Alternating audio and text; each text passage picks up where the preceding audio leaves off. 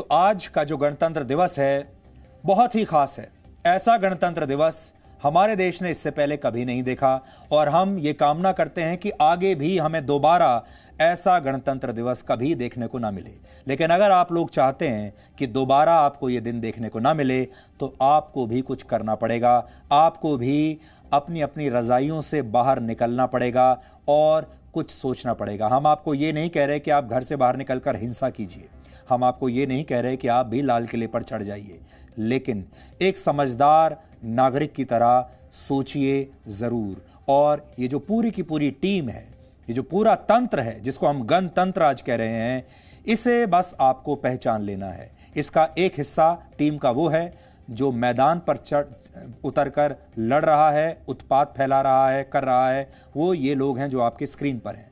लेकिन इन लोगों के कुछ हैंडलर्स हैं जो अपने घर बैठे अपने मोबाइल फ़ोन से, इंटरनेट से इन लोगों को हैंडल करते हैं, इन लोगों को भड़काते हैं, इन लोगों को आदेश देते हैं, इन लोगों को मेडल बांटते हैं और पूरी दुनिया को बेवकूफ़ बनाते हैं फेक न्यूज़ फैलाकर। दुर्भाग्य की बात यह है इनमें से बहुत सारे वो लोग हैं जिनके वेरीफाइड अकाउंट्स हैं, यानी ब्लू टिक वाले वेरीफाइड अकाउंट्स हैं, क्योंकि इनमें से बहुत सारे लोग पत्रकार हैं, बहुत सारे लोग संपादक हैं। ये वो लोग हैं जो अपनी पोजीशंस का दुरुपयोग कर रहे हैं, ये लोग अपने प्रोफेशन का दुरुपयोग कर रहे हैं और ये अपने ही देश को तोड़ने की कोशिश कर रहे हैं, क्योंकि इन लोगों को ऐसा लगता है ये वही जमात है जो पहले मुगलों के साथ मिल गई थी, ये सोचकर कि अगर हम मुगलों के साथ मिल गए तो हम अपने लोकल दुश्मनों को निपटा देंगे और उसके बाद हमारा राज आ जाएगा। ये इस लालच में ये मुगलों के साथ मिल गए थे, फिर ये अंग्रेज़ों के साथ मिले क्योंकि इन्हें ये लालच था कि अपने लोकल दुश्मनों को, अपने ही देश के जो इनके दुश्मन हैं, इनके कॉम्पिटिटर्स हैं, इन्हें हम निपटा दें अंग्रेज़ों के ज़रिए, फिर हमारा राज आ जाएगा, फिर हम आराम से बैठेंगे।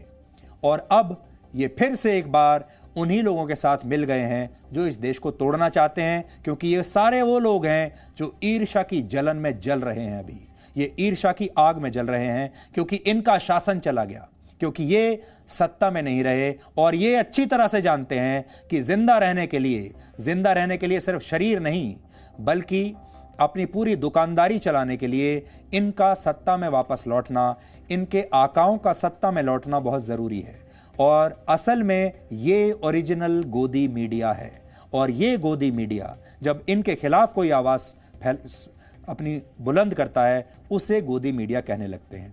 आज ये फेक न्यूज़ फैलाई गई कि ट्रैक्टर परेड के दौरान पुलिस की फायरिंग में एक किसान की मौत हो गई और इस फेक न्यूज़ को फैलाने में हमारे देश के बड़े बड़े टीवी संपादक, टीवी के एंकर्स, वेरीफाइड अकाउंट वाले, एक पूर्व मंत्री और कुछ और पत्रकार भी शामिल थे।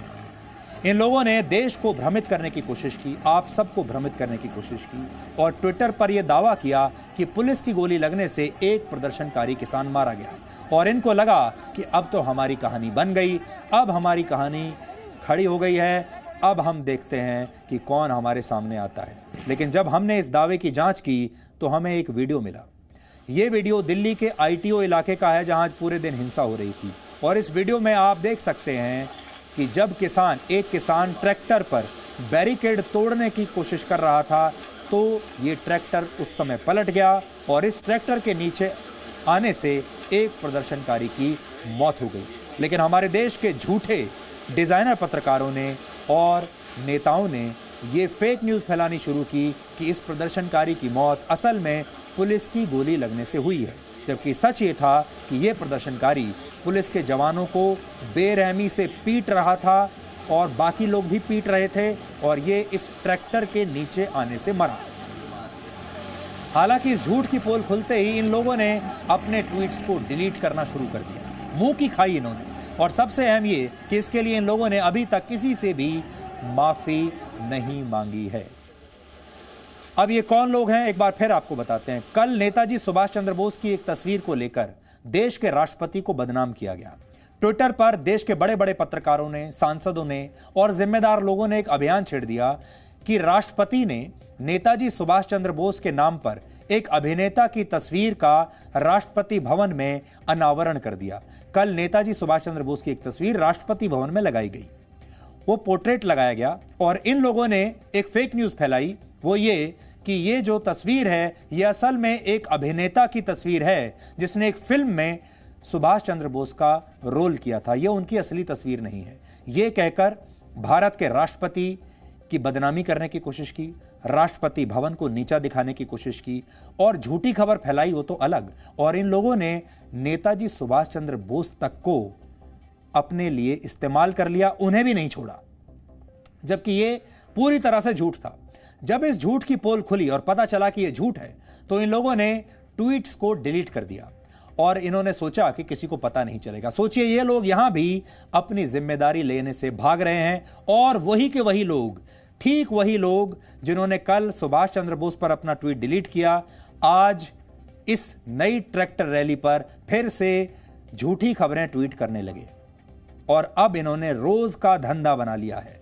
मैं आज इन लोगों का नाम नहीं लेना चाहता, लेकिन मैं जानता हूं आप सब लोग ये अच्छी तरह से जानते होंगे कि ये लोग कौन हैं।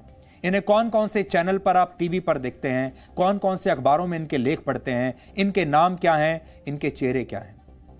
इसलिए इस टीम को आपको पहचानना होगा। और आज हम देश के सुप्रीम कोर्ट से यह अपील करना चाहते हैं कि उसे किसानों के नाम पर, नेताजी सुभाष चंद्र बोस के नाम पर फेक न्यूज की फैक्ट्री चलाने वाले इन लोगों पर सुओ मोटो एक्शन लेना चाहिए, क्योंकि इन लोगों ने देश का बहुत नुकसान किया है। उन लोगों पर कार्रवाई जरूर करनी चाहिए सुप्रीम कोर्ट को जिन्होंने नेताजी सुभाष चंद्र बोस के नाम पर इस देश के राष्ट्रपति की छवि को खराब करने की कोशिश की, राष्ट्रपति भवन की छवि को खराब करने की कोशिश की और नेताजी को भी बख्शा नहीं अपनी टुच्ची राजनीति के लिए। और हम, क्योंकि ये सारे लोग वो हैं जो सुप्रीम कोर्ट को तो मानते नहीं, ये संसद को भी नहीं मानते, ये लोकतंत्र को भी नहीं मानते, ये किसी की नहीं सुनेंगे। हम ये बात जानते हैं। सुप्रीम कोर्ट भी इनसे कुछ कहेगा, हमें नहीं लगता कि ये उसकी बात भी मानेंगे।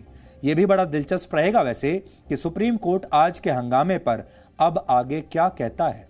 क्या सुप्रीम कोर्ट अब भी ये कहेगा कि इनसे बातचीत की जाए? क्या सुप्रीम कोर्ट अब भी ये कहेगा कि इन किसानों से हमदर्दी के साथ डील किया जाए? पर हम ये जानते हैं कि ये लोग लोकतंत्र में हमने जो व्यवस्थाएं कायम की हैं उनमें से किसी की नहीं मानेंगे, क्योंकि ये लोग अब ट्विटर पर राज चलाते हैं, ये लोग फेसबुक पर, सोशल मीडिया पर राज चलाते हैं और उसी के जरिए नकली और फेक न्यूज़ फैलाते हैं। इसलिए आज हम ट्विटर से ये अपील करना चाहते हैं कि वो फेक न्यूज़ फैलाने वाले इन पत्रकारों, इन नेताओं और इन बुद्धिजीवियों पर एक्शन ले और इनके अकाउंट्स को वो तुरंत बंद कर दे। और ये एक्शन लेना बहुत ज़रूरी है। मैं आपको ये बात इसलिए कहना चाहता हूं क्योंकि इस देश में 99.99% लोग आज भी इस संविधान को फॉलो करते हैं और मुट्ठी भर लोग, 0.1% लोग संविधान को फॉलो नहीं करते और संविधान की धज्जियां उड़ा रहे हैं। अगर सुप्रीम कोर्ट ये चाहता है, अगर भारत सरकार ये चाहती है कि जो 99.99% लोग हैं इनकी संविधान में आस्था बनी रहे और इन लोगों को मन में ये विश्वास पैदा रहे कि कानून सबके लिए बराबर है, तो इस बार इन लोगों के प्रति एक्शन होना ही चाहिए। आपको एक और रैली याद दिलाना चाहता हूं। देखिए, असली और नकली किसानों में क्या फर्क होता है। वर्ष 1978 में किसान नेता और देश के पूर्व प्रधानमंत्री चौधरी चरण सिंह ने इसी दिल्ली में एक किसान रैली का आयोजन किया था 1978 में। तस्वीरें हम आपको दिखाएंगे। और इस किसान रैली में 50 लाख किसानों ने हिस्सा लिया था। सोचिए, फिर से आप सुन लीजिए, 50 लाख किसान दिल्ली में इस रैली में शामिल होने के लिए आए थे। किसान गन्ने की फसल का सही दाम मांग रहे थे, सिंचाई के लिए पानी की व्यवस्था की मांग कर रहे थे, लेकिन उन 50 लाख किसानों ने पूरी शांति के साथ अपनी रैली की और वापस शांतिपूर्ण तरीके से अपने घर लौट गए। ये असली किसान था जो देश को बनाता है, जो देश को तोड़ता नहीं है, जो देश के लोगों का सम्मान करता है। और आप सोचिए, उस समय 1978 में दिल्ली की कुल आबादी भी 50 लाख के आसपास ही थी। 50 लाख से भी कम आबादी थी दिल्ली की, और दिल्ली की पूरी आबादी से ज्यादा लोग किसान दिल्ली में आ गए, 50 लाख किसान। और तब भी कोई हिंसा नहीं हुई, कोई तोड़फोड़ नहीं हुई, कोई मारपीट नहीं हुई। आप ये भी कह सकते हैं कि चौधरी चरण सिंह जैसे नेताओं की अब बहुत कमी खलती है। आज हमें चौधरी चरण सिंह की याद आ रही है। अगर उन जैसा नेता इन किसानों का नेतृत्व कर रहा होता आज, तो बात कुछ और ही होती। उनकी बात उनके समर्थक सुनते थे, पर आज के नेता भीड़ को तो इकट्ठा कर लेते हैं, उनको उकसाकर, उन्हें बरगलाकर, लेकिन उसके बाद ये भीड़ भी उनकी सुनती नहीं और ये नेता भी अपनी दुकानदारी चमकाने के लिए इस भीड़ का इस्तेमाल करते रहते हैं। और इसीलिए आज जब हिंसा हुई तो किसान नेता कहीं दिखाई नहीं दे रहे और उनके पास कहने के लिए कुछ है भी नहीं। किसी भी देश के लिए हिंसा उसका सबसे बड़ा शत्रु होती है और जब कहीं हिंसा होती है तो इसके पीछे एक संदेश छिपा होता है। और आज की हिंसा का संदेश ये है कि जिन 3 कृषि कानूनों को लेकर आंदोलन किया जा रहा है, वो आंदोलन अब पूरी तरीके से हाईजैक हो चुका है। ये बात आप मान लीजिए। और आज की हिंसा इसे पूरी तरह से साबित करती है कि ये लोग किसान नहीं थे, ये आंदोलन किसानों का नहीं है और अब ये आंदोलन किसानों के हाथ से पूरी तरह से निकल चुका है। और जानते हैं मैं ये बात क्यों कह रहा हूं? सरकार ने जब किसानों को ये ऑफर दे दिया कि हम अगले 1.5 साल तक इन कानूनों को लागू नहीं करेंगे, तो असल में असली जो किसान होते वो इस ऑफर को मान लेते और वापस अपने अपने घर चले जाते, क्योंकि 1.5 साल तक इन कानूनों को रोकना सरकार की तरफ से अब तक का सबसे अच्छा ऑफर था और असली किसान अगर होता तो वो इस बात को मान लेता। लेकिन क्योंकि ये आंदोलन हाईजैक हो चुका है, अब ये किसी और के हाथ में जा चुका है, वो ताकतें अब कभी भी समझौता होने नहीं देंगी। और मैं आपको आज बता रहा हूं, अगर सरकार ने ये सारे कानून वापस भी ले लिए चलिए, तब भी अब ये आंदोलन रुकने वाला नहीं है। अब तो ये विनाश के ऐसे रास्ते पर चल पड़ा है और अब इसके अंदर देश नहीं, दुनिया भर की वो सारी ताकतें, उनका सारा पैसा अब इसमें आ चुका है, लग चुका है। अब ये लोग नहीं रुकेंगे। अब इसे अगर कोई रोक सकता है तो आप ही रोक सकते हैं, इस देश के लोग ही रोक सकते हैं।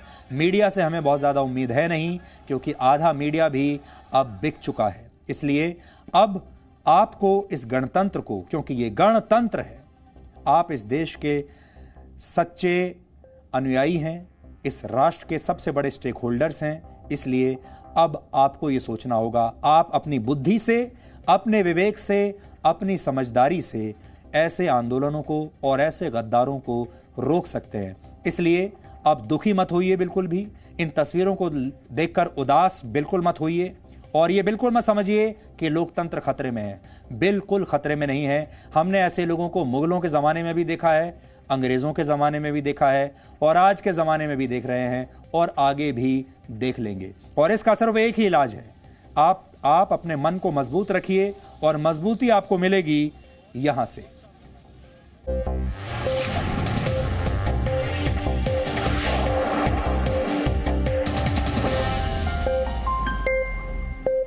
Presenting V News app, available on Google Play and App Store. Download it now.